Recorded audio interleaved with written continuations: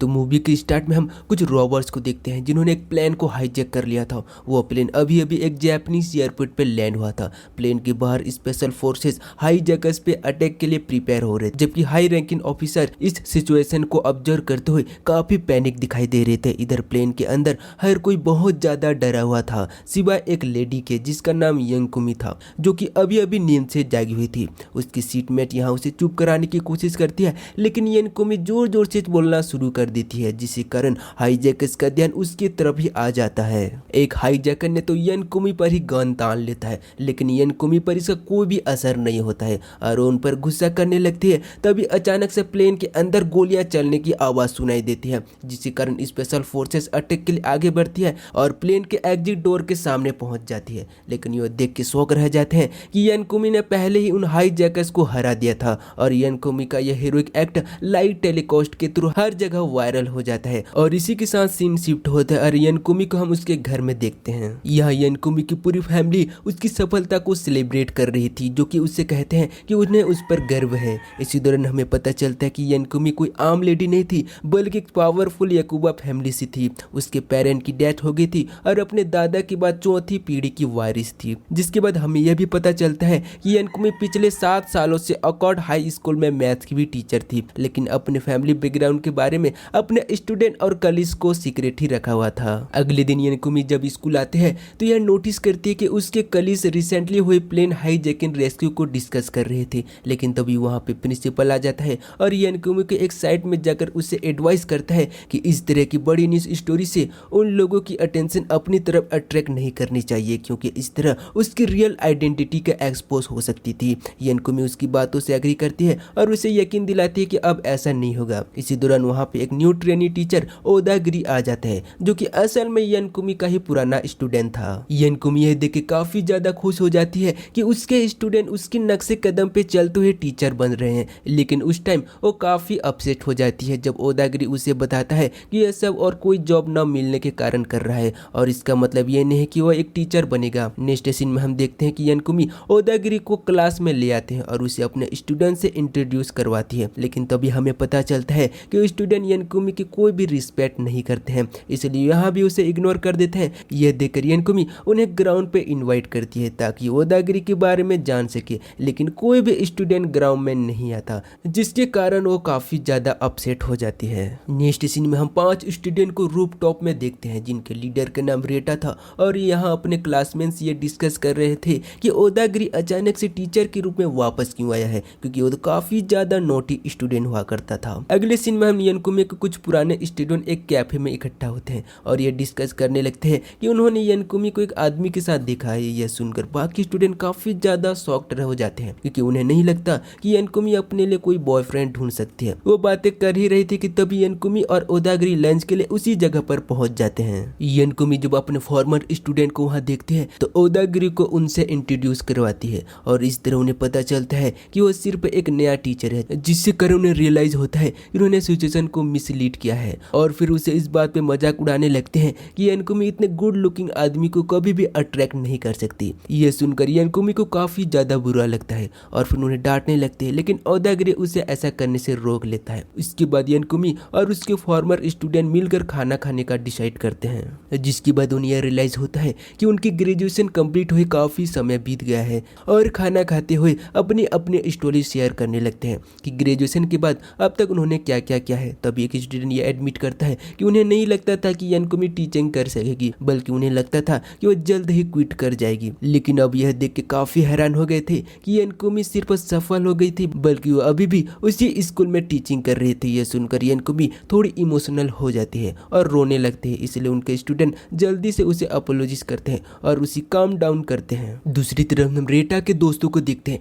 जो कि रोड किनारे हैंग आउट कर रहे थे, लेकिन तभी वहां पे एक मोटर बाइक गैंग आके उन्हें बुली करने लगता है, क्योंकि वो उससे पैसे लूटना चाहता था। यह देखकर रेटा भी फौरन वहां आ जाता है और उन गैंग मेंबर्स को उसके दोस्तों को परेशान न करने को कहता है, जिसके कारण उनमें फाइट होने लगती है। लेकिन रेटा वहां उन्हें बड़ी आसानी से हरा देता है। उसी समय यंकुमी ओदागिरी को डिनर के लिए अपने घर पर इन्वाइट करती है और उसे अपनी फैमिली के साथ इंट्रोड्यूस करवाती है। यहाँ ओदागिरी को बताती है कि यह उसका हमेशा से सपना था कि वो अपने स्टूडेंट को ड्रिंक के लिए अपने घर इन्वाइट करे। कुछ ही देर में यंकुमी काफी ज्यादा ड्रंक हो जाने के कारण वहीं सो जाती है, जिसके बाद ओदागिरी यनकुमी के ग्रैंडफादर से बातें करने लगता है और यह बात भी रिवील करता है कि वह यनकुमी के कारण ही टीचर बना है। हालांकि यनकुमी थोड़ी सी अनयोन थी, लेकिन फिर भी जीवन के कई सबक उसने सिखाए थे और हार्वर्ड स्कूल में हार्ड वर्क करने के लिए भी इंस्पायर किया था। अगले दिन स्कूल में जाते हुए यनकुमी अचानक से अपने 2 फॉर्मर स्टूडेंट से टकरा जाते हैं और वो भी अपने स्कूल के दिनों में काफी नोटी थे। लेकिन यनकुमी को पता चलता है कि अब उन्होंने अपनी लाइफ को काफी बदल लिया है, जिसके कारण उनकी लाइफ काफी ज्यादा बेहतर हो गई है। तभी वो लोग देखते हैं कि वहाँ एक आदमी स्पीच दे रहा था। यनकुमी जब उसे गौर से देखती है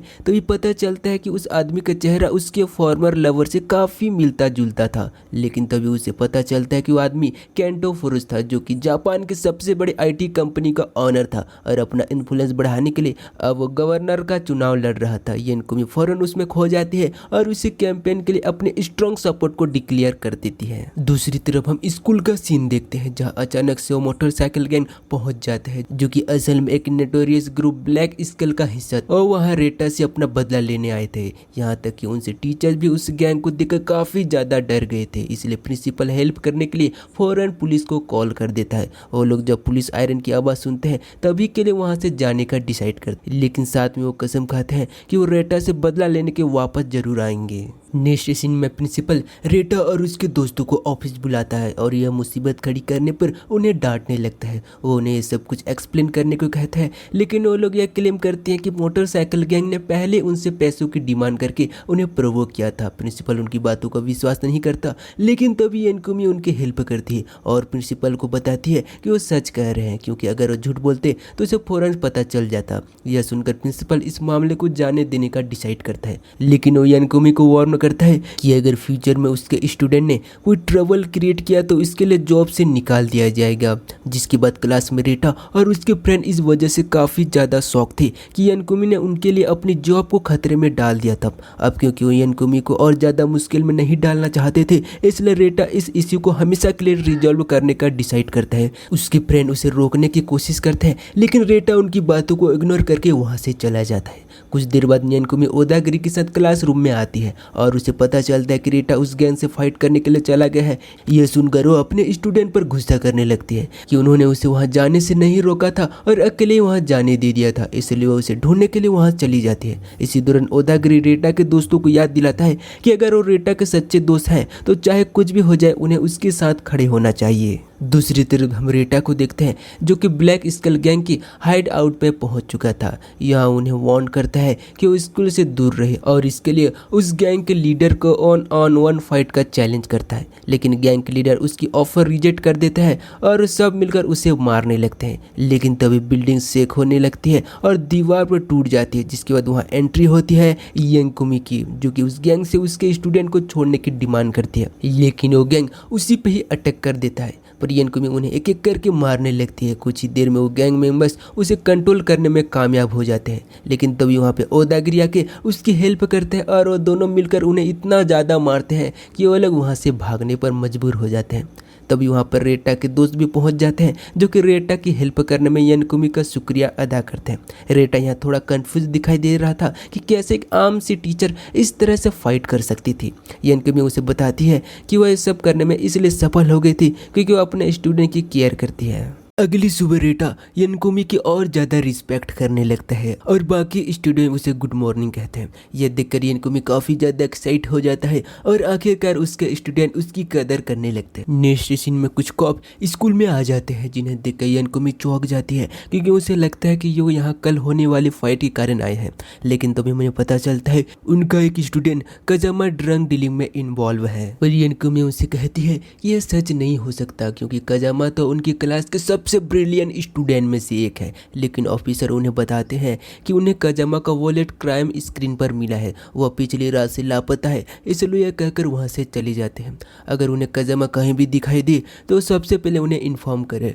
यनकुमी अभी भी इस बात पर विश्वास करने पर तैयार नहीं होता है कि कजामा ड्रग डीलिंग में इन्वॉल्व होगा और उसे लगता है कि यकीनन इसके पीछे कोई और कारण होगा। अब इससे पहले कि पुलिस वालों को मिले, यनकुमी उसे ढूंढने का डिसाइड करती है और जब ढूंढने के लिए जा रही थी तभी रास्ते में कजामा के कुछ फ्रेंड मिलते हैं जो कि कजामा को ही ढूंढ रहे थे। इसलिए वो अलग अलग ग्रुप्स में डिवाइड होकर उसे ढूंढने स्टार्ट कर देते हैं, लेकिन सारा दिन गुजरने के बाद भी उन्हें नहीं मिलता। नेक्स्ट सीन में हम इंजर्ड कजामा को देखते हैं जिसे यनकुमी कॉल कर रही थी, लेकिन कुछ देर सोचने के बाद कॉल पिकअप नहीं करता। तभी कजामा एक पुलिस कार को आता हुआ देखता है तो फौरन ब्रिज के नीचे छुप जाते हैं। उसी शाम ओदागिरी घर जा रहा था तो उसे क्लासरूम में किसी की आवाज़ सुनाई देती है। जब वहाँ चेक करने जाता है तो उसे पता चलता है कि काजामा वहाँ छुपा हुआ था। कुछ ही देर में यनकुमी बाकी स्टूडेंट के साथ वहाँ पहुँच जाते हैं जो कि काजामा से पूछने लगते हैं कि उसने उसे कॉल क्यों नहीं की, जिस पर काजामा उसे कहता है कि वो उसे किसी मुश्किल में नहीं डालना चाहता था। और फिर उसे सारी बात एक्सप्लेन करने लगता है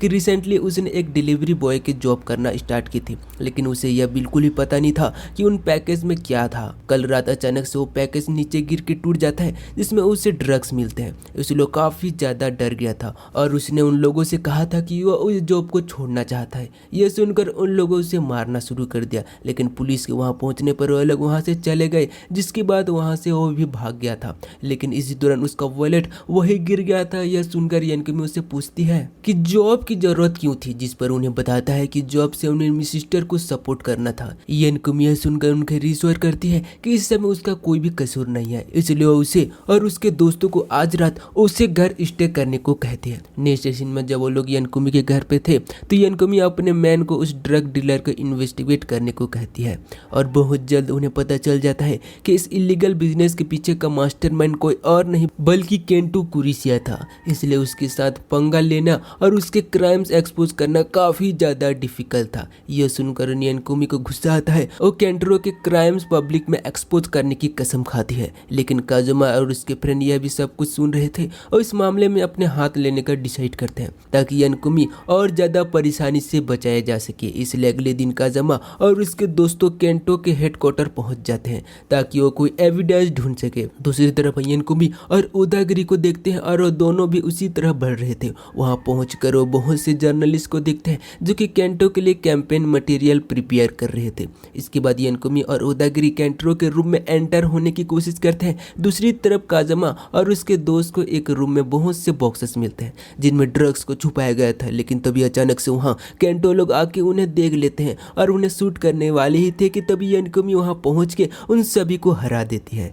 इसी दौरान केंटो ने स्पीच देना शुरू कर दी थी जो कि लाइव टेलीकास्ट की जा रही थी। यहाँ वह प्रॉमिस करता है कि अगर वो गवर्नर इलेक्ट हुआ तो इस शहर को बेहतर बना देगा। बात कर रहा था कि तभी वहाँ यनकुमी पहुँच जाती है, केंटो के सभी क्राइम्स के बारे में बताने लगती है। इसी दौरान यनकुमी भी स्टूडेंट बिहाइंड द स्टेज उस रूम को लाइव ब्रॉडकास्ट करने लगते हैं। यहाँ केंटो ने ड्रग्स को रखा हुआ था। यह देखकर केंटो सभी सपोर्टर काफी ज्यादा डर जाते हैं और फौरन वहां से चले जाते हैं, जिस कारण केंटो को गुस्सा आता है और अपने आदमियों को यनकुमी को मारने का ऑर्डर देते हैं। वहीं बाहर बहुत ज्यादा पुलिस फोर्स पहले ही पहुंच चुकी थी। साथ ही रेटा और उसका गैंग भी वहां पहुंच जाते हैं, लेकिन पुलिस वाले उन्हें अंदर एंटर होने नहीं देते। दूसरी तरफ यनकुमी केंटो के आदमियों से फाइट कर रही थी और उन सभी को हराने में कामयाब हो जाती है।